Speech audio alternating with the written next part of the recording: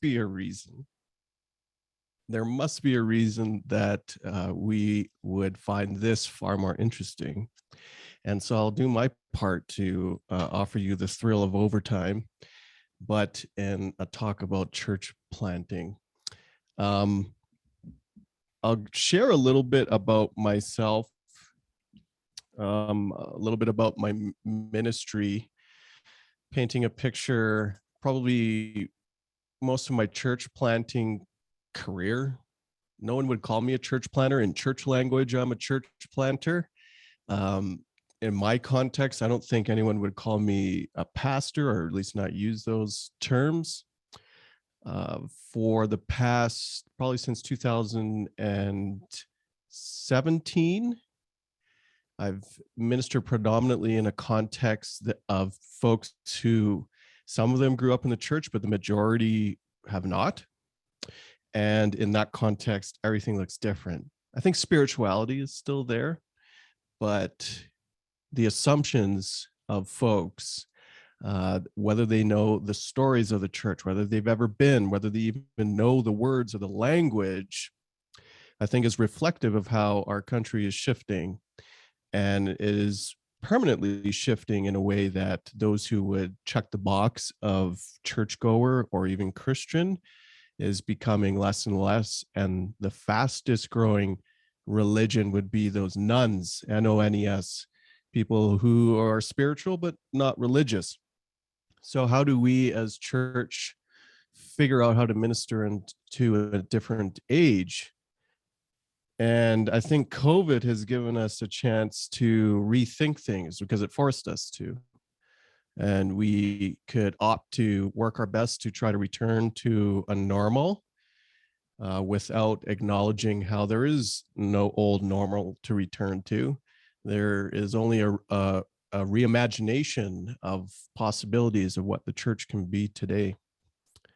So some of my work in the past, since I left seminary, for someone who I wasn't born here, but I've spent over 35 years in Calgary. So in many respects, I remember growing up I grew up in the suburbs in the South.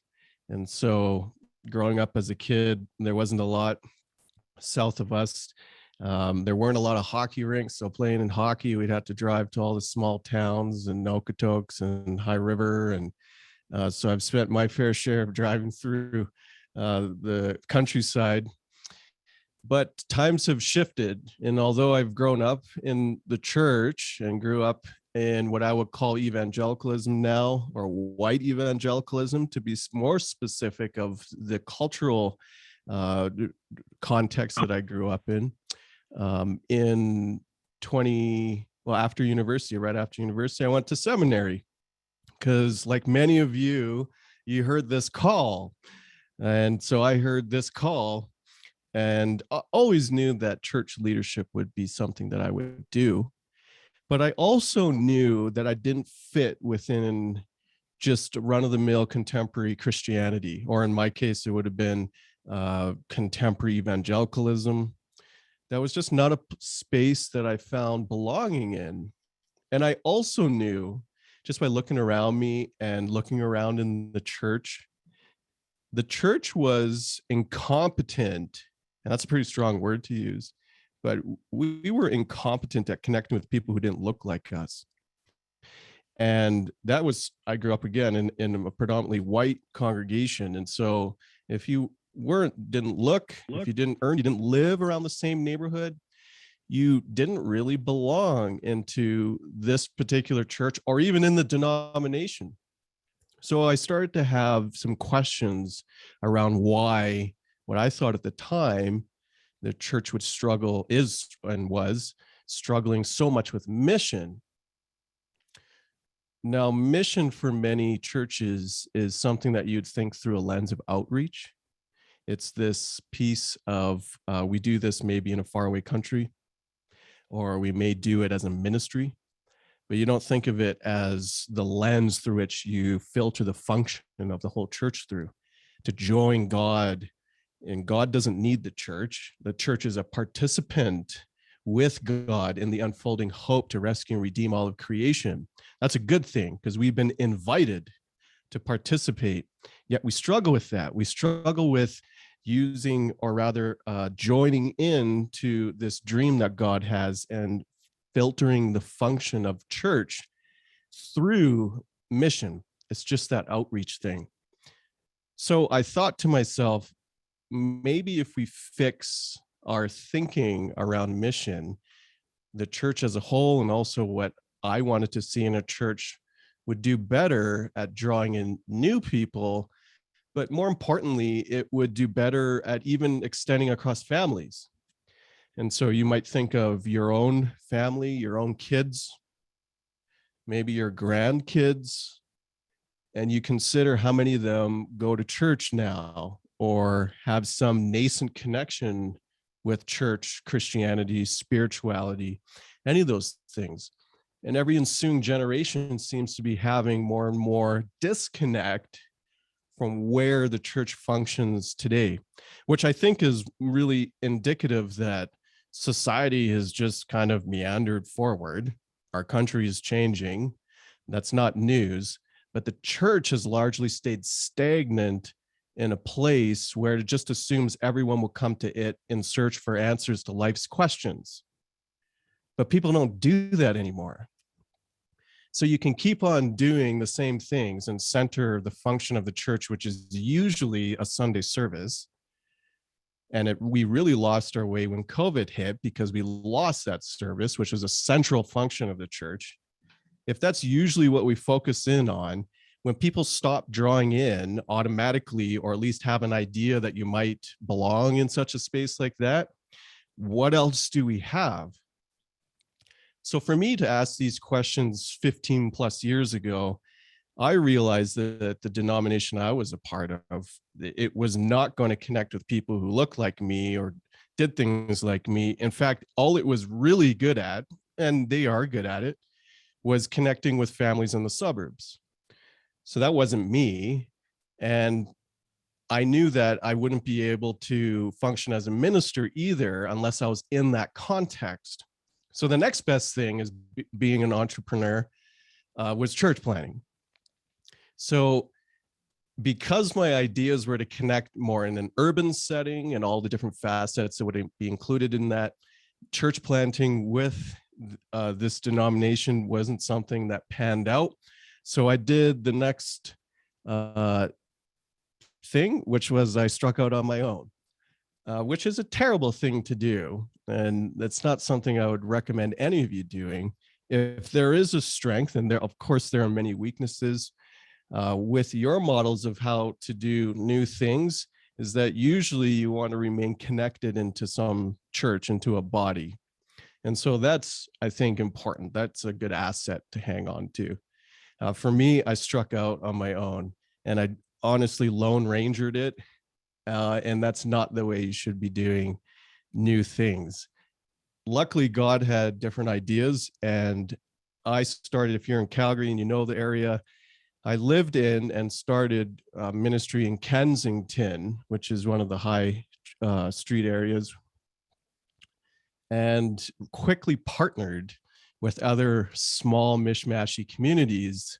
God just drew us together. And then the one became three, in fact. And back then there was this coffee shop called The House. So I don't know if anyone's from Calgary here, but The House was a coffee shop that was actually run by First Alliance, which was a church. And it was great. And it lasted somehow for 11 years. But the church never understood what this ministry was to them, which was really a church to us. And so we did that for 7 years. And by we, I mean, we collaborated. 3 churches or 3 communities became one. And that ran its course. And I am happy to say that although my church plant came to an end in 2016, that all the people, not all, but the majority of the people, they never really knew about the delineating lines between churches. They just stuck together because of relationship. And so most of the people remained together in one of those churches. I struck out and I didn't know what I was going to do. Ministry, of course, as Andrea alluded to, is something that I do on the side, in a sense. I've never been a full-time minister. I have all the credentials to, and I am technically, I hold credentials, but I don't do it full time. I didn't know what was coming next, wasn't worried about it. Yet around December 2016, someone came to me, a friend, and said, I have this idea, which is a dangerous thing to ask entrepreneurs or bring forward to them, or to anyone who likes to take ideas and make them real. Because if you have a good idea, I will transform it and we'll actually do it. We'll probably fail at it, but we're going to do it.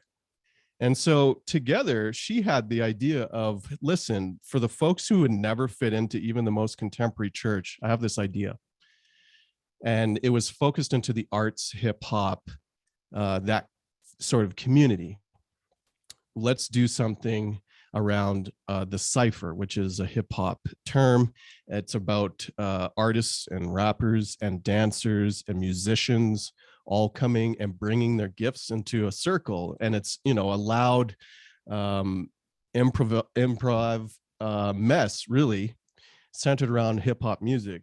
So we took that concept and created a worship service around it, which is wild when you think of it, yet something that worked for almost a year and a half to draw in and connect with people who would never, ever step foot in any type of Christian or church context.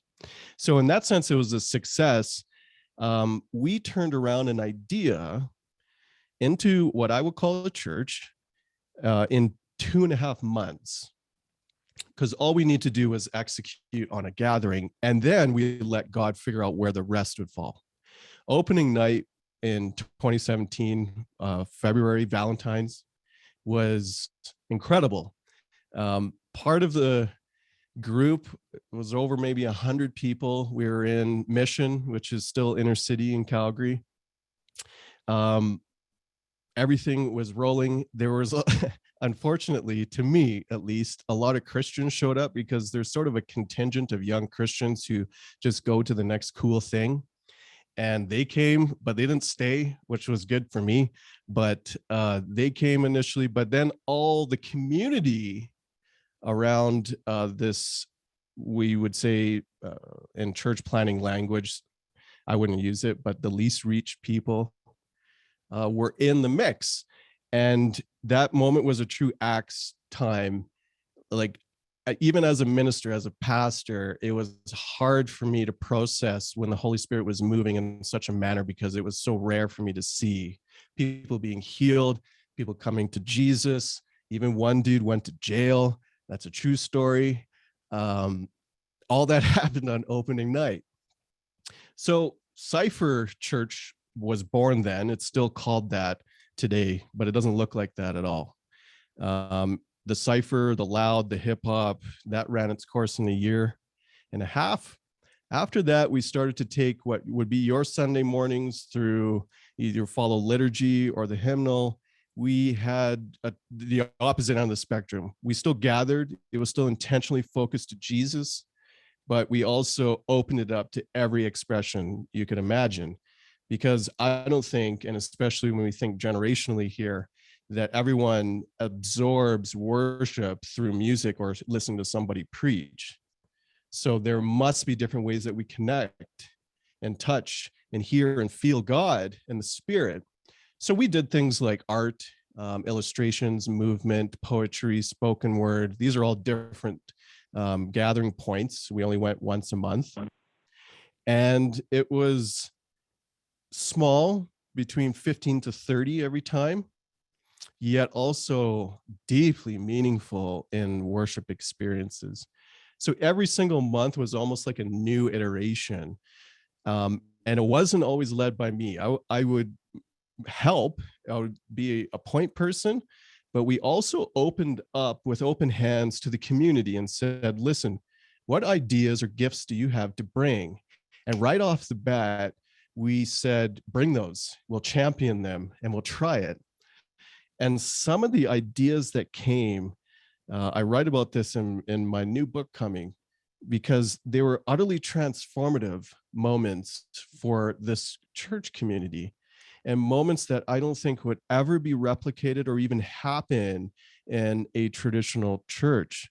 And they were meaningful to me as well, to have a worship service centered around empathy that was spearheaded through movement. Like, you can't even conceptualize a worship service where people are moving around, almost dancing, in a sense, yet for the purpose of drawing out empathy in all the participants to see one another.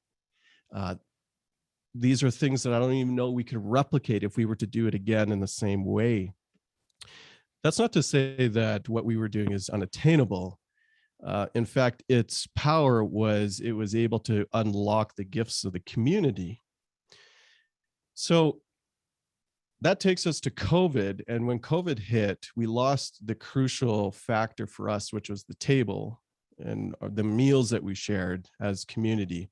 And because we were quite small, you might call them small groups, but because we were quite small, we were able to draw in, and usually different people too than would come to our monthly service, would come and have brunch together or have a meal together.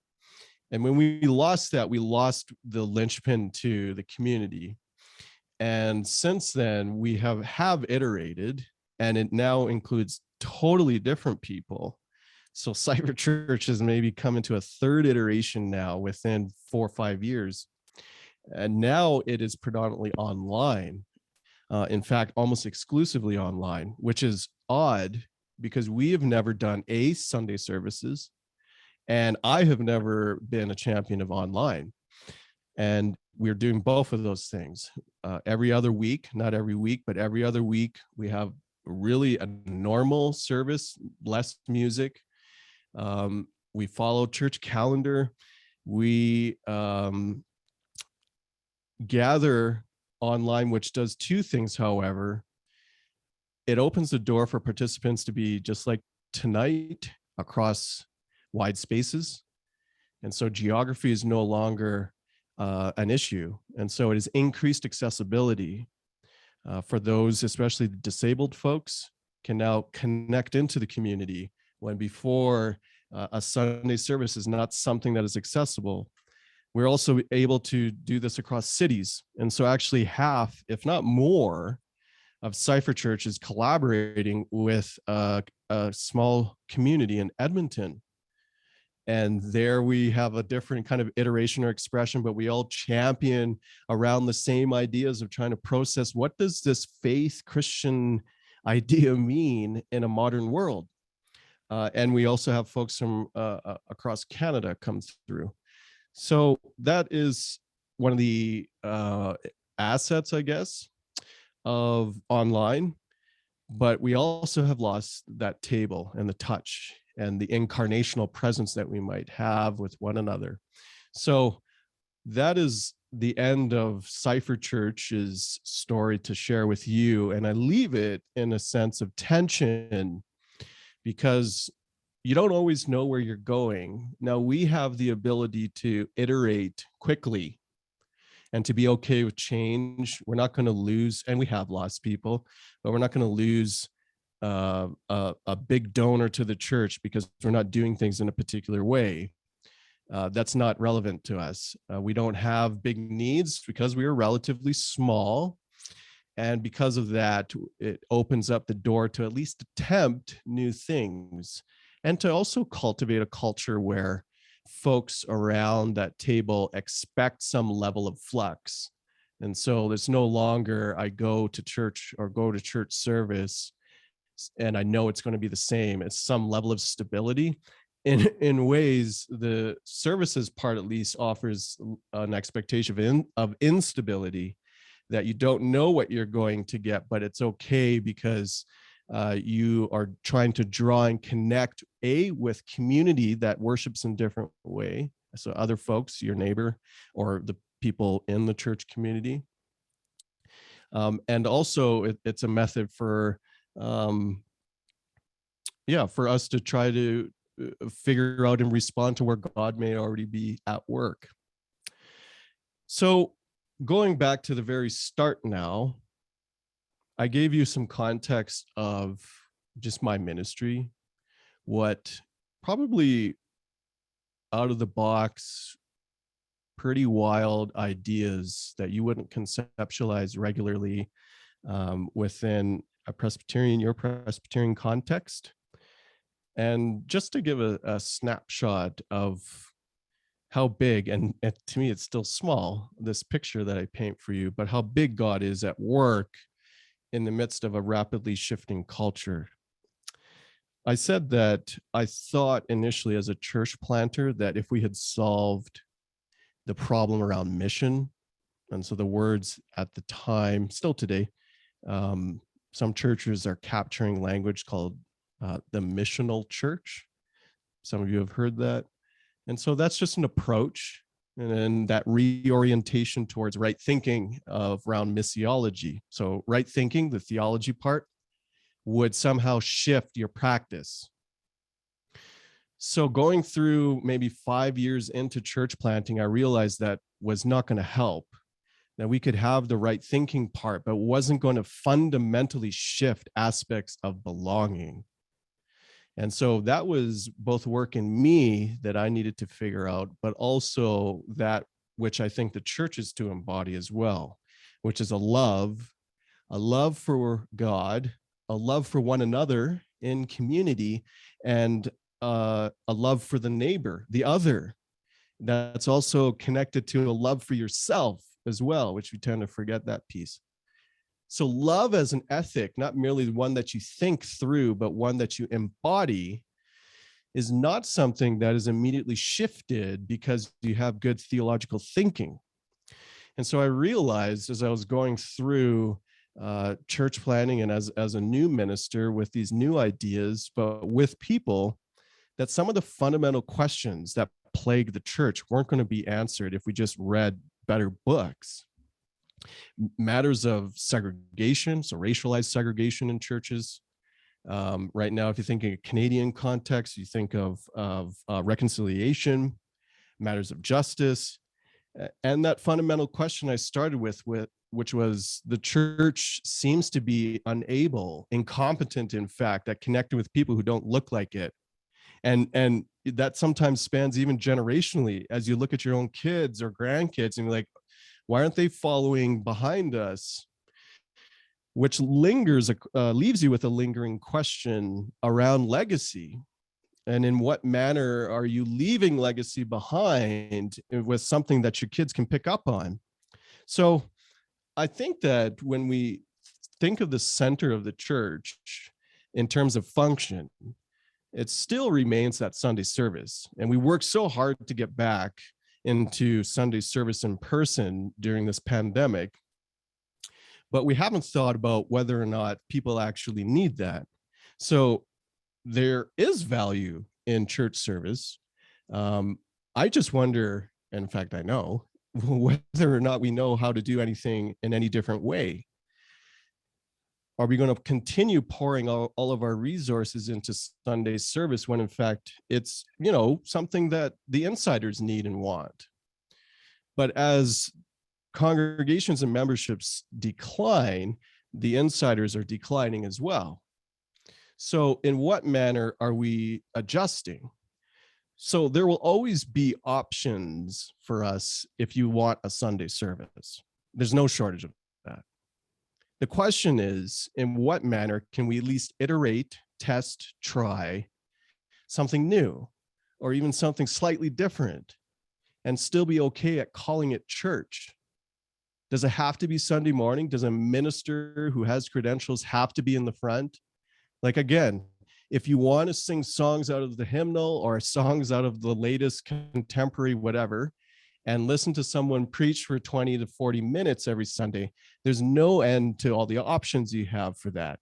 And it seems as though it's the best music and the best preacher. Like if we're facing decline in our churches right now, and it might be a slow decline, the answer, if we want to stick with Sunday, must mean that we just keep improving what we're offering on that Sunday.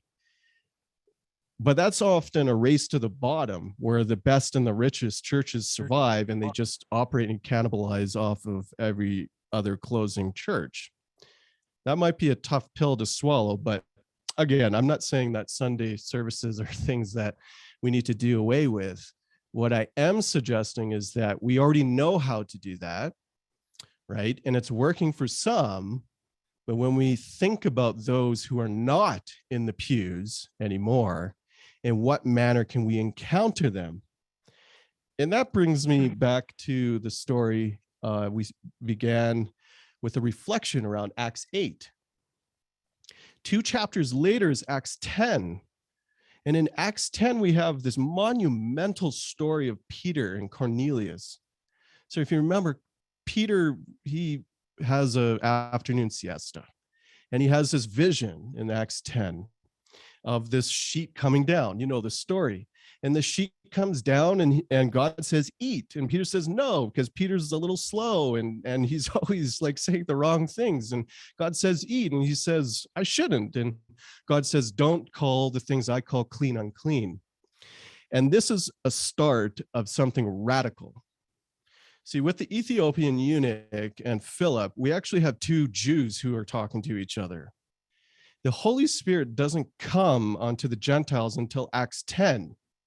And that's important for us because it is rooted in a story of radical hospitality, but also radical belonging. The church now is so the early Jewish church, that's what it was exclusively, is now being turned on its head. Peter, right after being encountered with a very religious idea, so the clean and unclean foods, which also goes into circumcision, those are deeply religious artifacts or deeply religious beliefs. And we can extrapolate and use whatever hot button issue today.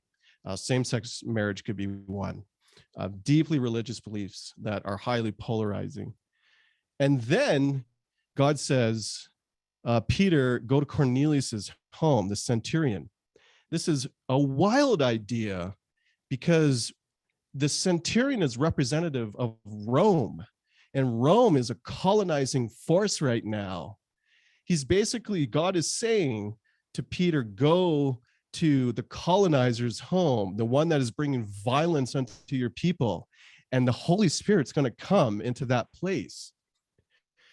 So this radical inclusivity now is rocking the church because the Holy Spirit, which was thought to only come to the elect, which are the Jews, is now being burst open, and the table of who gets to belong in God's kingdom is suddenly much bigger.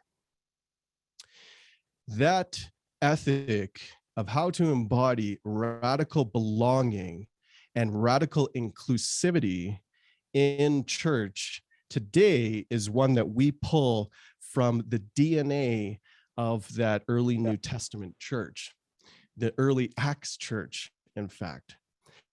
So the pieces of these new ideas, and I don't know if y'all going to make, you're going to make it. Your ideas are going to come to fruition and they're going to be wild successes. I would suspect that the majority will fail over time, but that's part of it.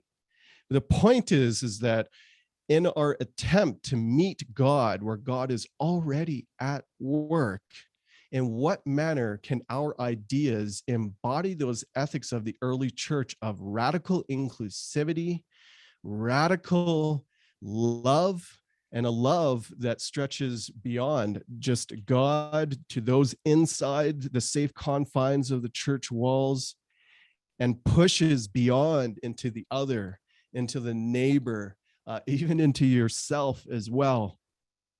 These are the spaces that, in the very least, and I think, I don't know actually, that most of you, whether or not most of you are in fact ministers or leaders in some capacity, that, this is a time for us to really think about who we're connecting with and who we're able to connect with in our churches, and to be okay with now celebrating those who have ideas in our congregations.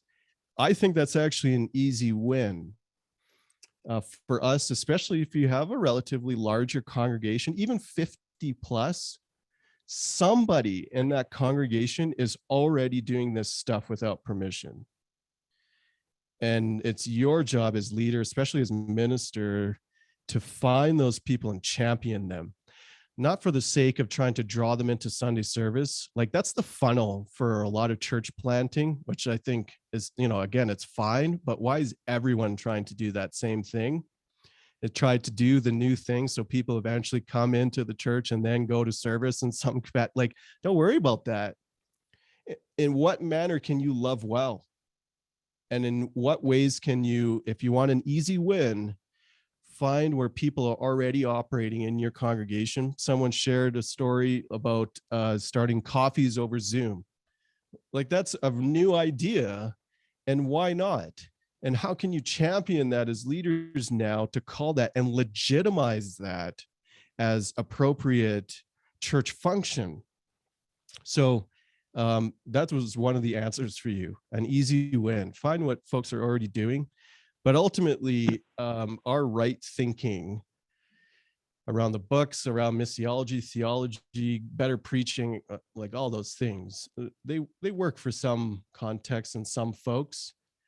But when we think of those who are not included in the pews that are quickly emptying or even slowly emptying, in what manner do we have to pull up a little bit more bravery and be okay with just the one choice, the one act, just the one thing in ministry or in church community to do that might be a little differently?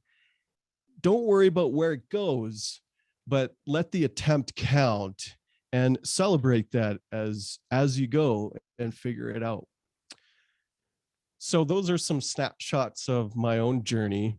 I'm happy to field questions and also to even bounce some ideas around. If you have ideas that, oh, I'm thinking of this thing, you can say it out loud. And for the very least, I'll be like, wow, that's fantastic. I wish I could join Bread Club or whatever it might be.